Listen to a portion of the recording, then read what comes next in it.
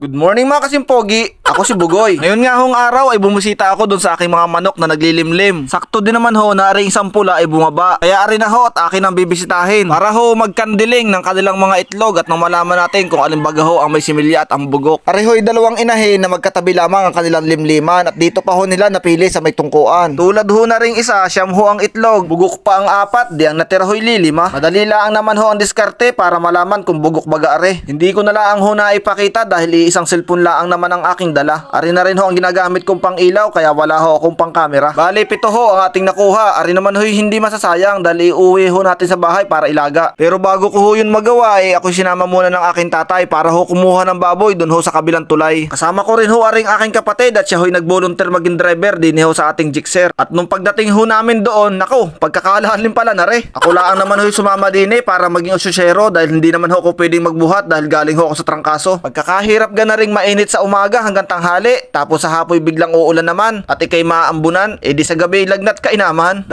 baboy ho ang ating dinatnan. Ari daw ho'y 5 ng buwan kaya kanila na hong pasisintensyahan. Paano ga naman ho'y palaki ng palaki, hindi naman mauutusan. Sinira na rin ho ng may-ari aring dingding dahil wala hong dadaanan hindi naman ho pwedeng paliparin. Mabuti ho sana kung mayroong flying pig meron lang naman ho'y flying cake. Pero ayos ho lang at hindi rin naman magtatagal, yung bakod na matatanggal. Aringat inaariya na rin isa palabas doon sa may karsada. Yan ay pinapalakad mag-isa ha. Baka mag-comment na naman yung iba na ari daw ay sinasaktan na. Inaalalayan laang, alangan naman pabayaan di kung saan na pumunta yan. Kung sa bagay, ang maliligalig laang naman ay mga ibang lahi. Hindi naman sila nakakaintindi ng ginagawa din Katulad dun sa mga video ko nakaraan, mga comment sa akin dapat daw yung mga baboy ay hindi kinukulong. Dapat daw pinapakawalan.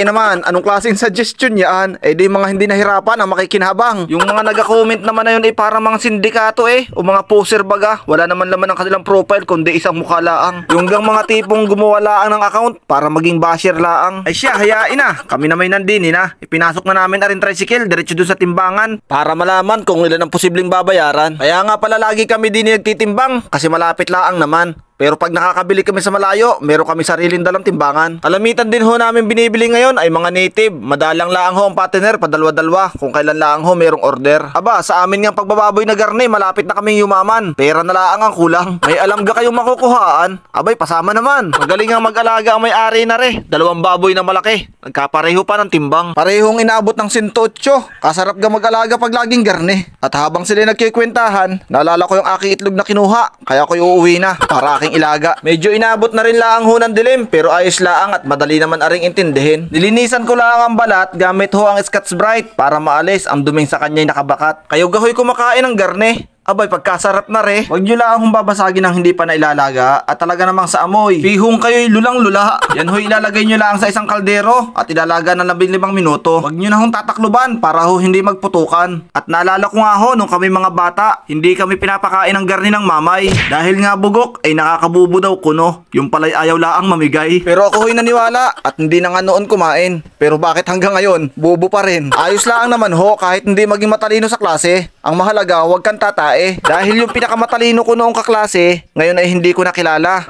Pero yung tumae, hanggang ngayon ay tandang-tanda ko pa. Sige ho, hanggang din na lang. Salamat ng marami sa inyong panonood. Paalam!